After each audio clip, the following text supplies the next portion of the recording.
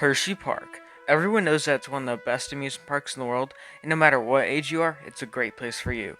There's the food. Oh yeah, that food. You can't have a park named after a chocolate bar and not have good food, and they know that. The entertainment. The rides are only a small part of the attractions, and say you get tired of rides, well then just hop on down to Zoo America or Hershey's Chocolate World. But the rides are still a big part of the park. You have the flat rides. Oh, so many flat rides. But I think that we all know what the best part of the park is, and it's the coasters. Hershey's coaster collection is on another level compared to most other parks. They have 13 coasters, and no matter what you're into, they're going to have something for you. But we're coaster enthusiasts, so we have to rank everything. So here's my ranking of all 13 coasters at the sweetest place on earth.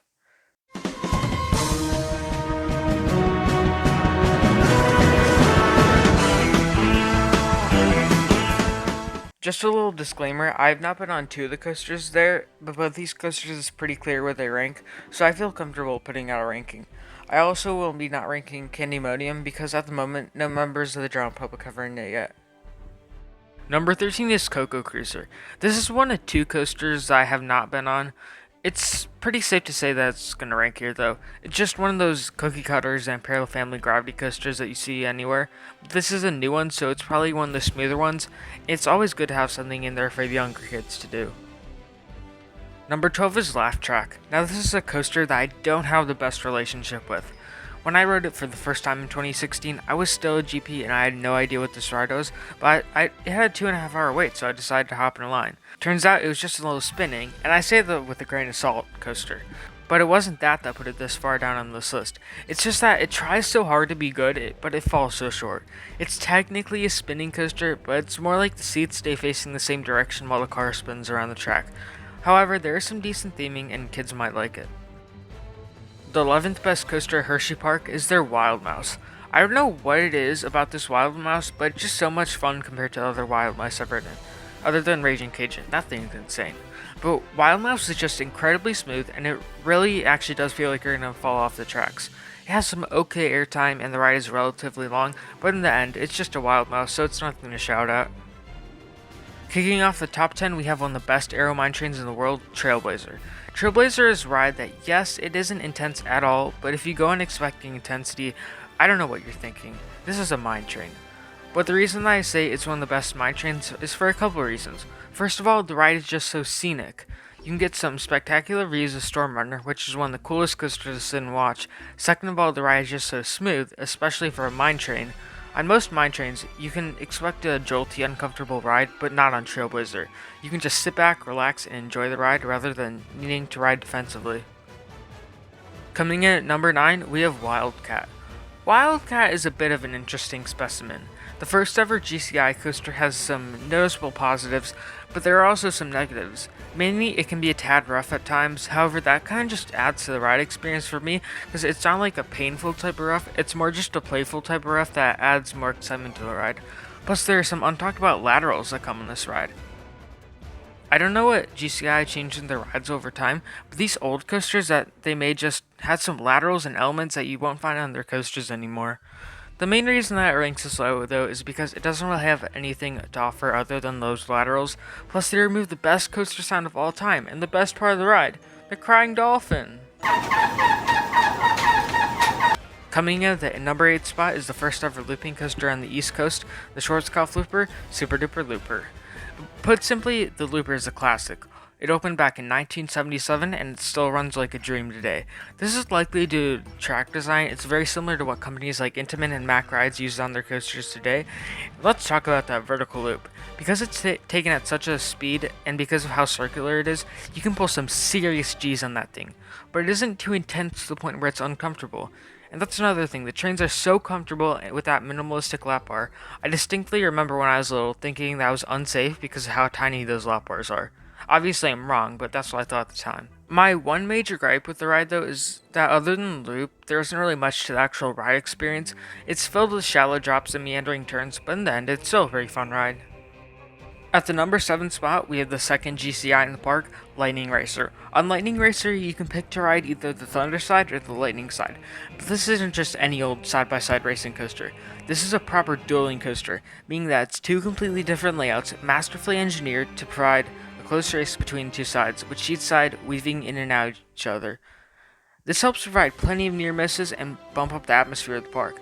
The Lightning Racer is also incredibly smooth. If you don't like wooden coasters because you find them too rough, this one would be one that you'd like. Plus, the Millennium Flyer trains are some of the most comfortable coaster trains in the world. The main problem I have with the ride though is that it doesn't really offer any forces on most days and it usually crawls through its layout. Don't go on expecting an intense ride, but more just expect to have an enjoyable one. Number 6 might surprise people that it's not lower, but I have Sidewinder, the Parks of Vekoma boomerang. This is one of those boomers that has vest restraints, and these vest restraints are amazing. They aren't like V&M vest restraints that might tighten throughout the ride. When they lock in, they lock in. This also eliminates any possible headbanging, which is sometimes a major gripe in these Vekoma boomers. And that's not even to mention how intense this thing is. I seriously don't understand the hate for boomerangs. Yes, they're cloned, but that doesn't make them bad rides. Sidewinder reaches a total of 5.2 Gs. Yes, you heard me right. 5.2. That is absolutely insane, especially when you're doing it backwards. If I had to find something to complain about, it'd probably be that the transition into the second lift is a bit rough, but that just kind of adds to the fun. I know that it's a boomerang, but I truly believe Sidewinder to be a great ride. Number 5 on the list is the oldest coaster in the park, the 1946 BTC Woody COMET. Don't let the size and low height requirement of this thing fool you.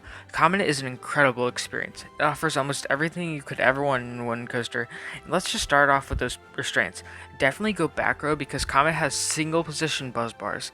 Just one little bar that comes down and locks about a foot above your lap. Because of this, your restraint is really just a seatbelt, and when you see these restraints, you know you're going to get massive amounts of airtime. The king of coaster sensations. You might be thinking, sure, it has good airtime, but it's a wooden coaster from 1946. It has to be pretty rough at this point. But that is not true thanks to Hersheypark's stellar maintenance crew. The only way that I think this ride could have been improved upon is if they made those elements just a little bit bigger. We're down to the top 4, and Hersheypark has probably the second best Big 4 in the world, right behind Cedar Point. At the number 4 spot, I have Fahrenheit. The Intamin. Does this model even have a name? Fahrenheit is such an underrated ride. It has 6 inversions, but these are just not like your normal vertical loops. They're actually some pretty unique elements, and it feels like each one has a real purpose for being there. It's also got that vertical lift, hill, and drop, which is always a great combination, and I think the Intamin executes this even better than Gerstlauer did. The only negative I have about the ride though is that those Intamin vest restraints that tend to dig into your shoulders and can be kind of painful.